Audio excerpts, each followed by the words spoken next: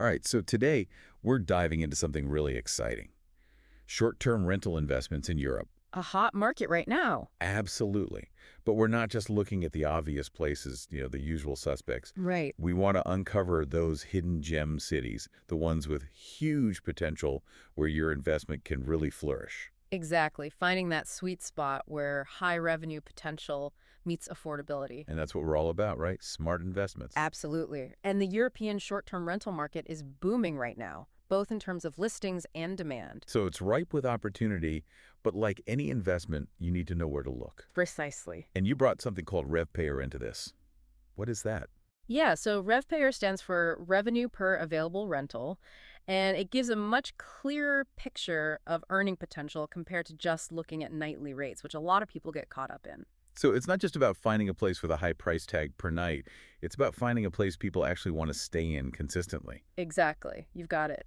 It factors in occupancy rates, how often you can realistically rent the property, which is key. Okay, so it's about finding that sweet spot between price and occupancy to really maximize earning potential. Exactly. And the data's pretty interesting.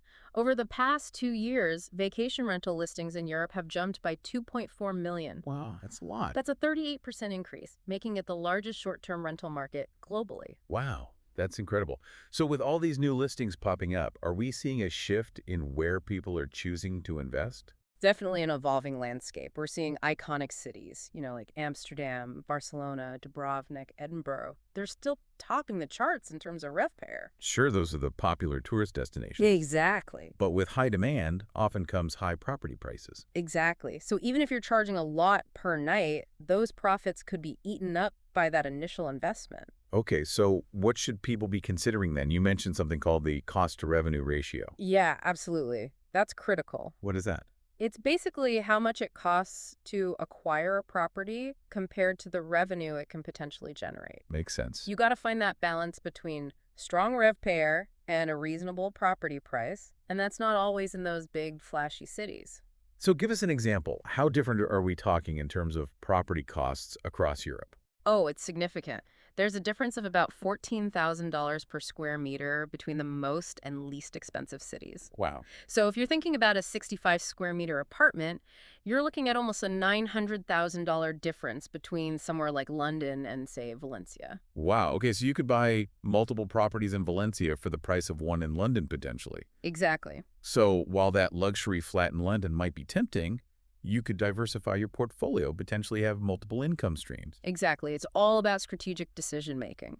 When you factor in this cost to revenue ratio, the rankings shift quite a bit. Okay, so who comes out on top then when we take both earning potential and affordability into account? All right, drum roll, please. Seville takes the crown. Seville. Interesting. It offers a really compelling combination of strong RevPAR and surprisingly affordable property prices. I bet not many people would have guessed that.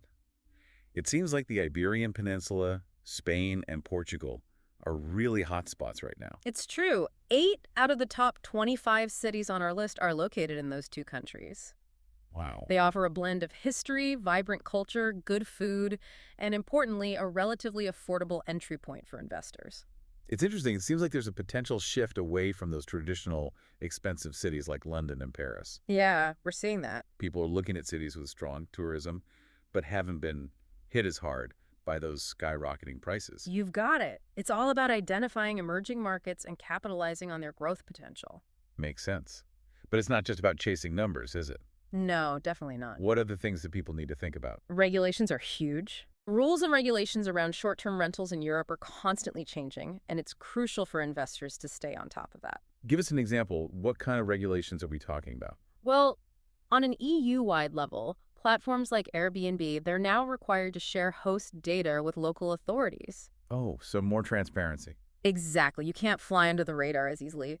Plus, individual countries are also implementing their own specific regulations. Okay, so it's multi-layered. It is. For example, Scotland has a mandatory licensing scheme now for all vacation rentals, and Italy has updated its laws to enhance tracking and taxation. Oh, wow. It seems like regulations are tightening across the board. They are in many places. So what about Spain, especially with Seville topping the list?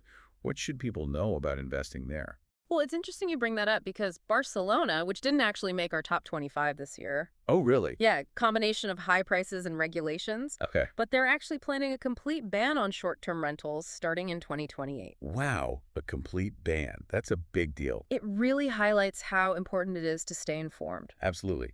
What's allowed today might not be tomorrow. Exactly. And it's not just national regulations. Cities themselves are introducing their own rules and restrictions, trying to address things like over-tourism and affordable housing. So you really have to do your homework, You really do. not just on the country, but the specific city and even neighborhood. Absolutely. It's all about understanding the nuances of each market. Right, because you've got those macro trends like RevPAR and property prices, but then these micro-level factors that are constantly shifting. Probably a good idea to have a good team of experts on your side to help navigate those complexities. Absolutely. Real estate agents, lawyers, advisors who understand the local market are invaluable.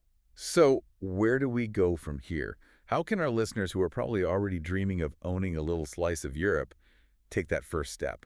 Where do they even begin? Well, before you even start browsing properties, you got to define your goals, your risk tolerance.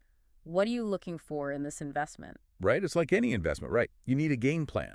You Absolutely. wouldn't just throw money at anything. Exactly. Define those objectives. Then you can start looking at specific markets that align with those goals. Well, on that note, we're going to wrap up this deep dive into European short-term rental investments. Thanks for tuning in. If we forgot to cover anything, leave a comment below. Happy investing, everyone.